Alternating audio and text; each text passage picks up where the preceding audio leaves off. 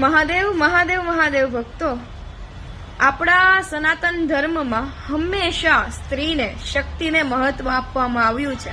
આપણે જ્યારે પણ પૂજા પાઠ આરતી કરી લઈએ કે કોઈ સારું કામ આપણું પતે ને એટલે આપણે બધા ભેગા થઈને શું બોલીએ છીએ કે ઓમ નમઃ પાર્વતી પતે, હર હર મહાદેવ હર. માતા પાર્વતીનું નામ આપણે પહેલા લઈએ છીએ, પછી સીતારામ બોલીએ છીએ, માતા સીતાને આપણે પહેલા રાખીએ છીએ, રાધા કૃષ્ણ બોલીએ છીએ, તેમાં પણ રાધા રાણીને આપણે પહેલા રાખીએ છીએ. આપણો સનાતન ધર્મ હંમેશા આપણને શીખવાડતો આવ્યો છે કે સ્ત્રી શક્તિ છે ને એને માન આપો, સન્માન આપો, બરાબર? એટલે તમારું હંમેશા સારું થશે.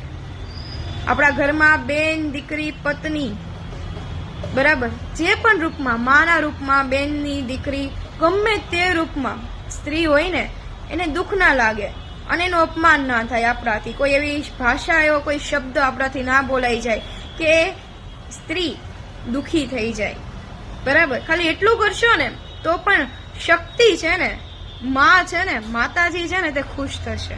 અને સાથે સાથે મહાદેવ કે તમે જે પણ તમારા ઈષ્ટને માનતા હો ને તે પણ ખુશ થશે. અને ચોક્કસ તમારા જીવનમાં કોઈ એવી સમસ્યા હશે ને જેનું તમને સોલ્યુશન, સમાધાન નહીં મળતું હોય તો એ સમાધાન નિશ્ચિતપણે આવી જશે. પણ આપણો સનાતન ધર્મ આપણને જે શીખવાડે છે ને વાલા, એની ઉપર ધ્યાન આપો એટલે એ બધું જ થશે. અને હંમેશા માને, દીકરીને, બેનને કે પત્નીને થોડીક સમજવાની કોશિશ કરીને એને મહત્વ આપો. તમારી દરેક સમસ્યા છે ને એનું છે ને સમાધાન નીકળી જશે. બાકી બોલો મહાદેવ મહાદેવ.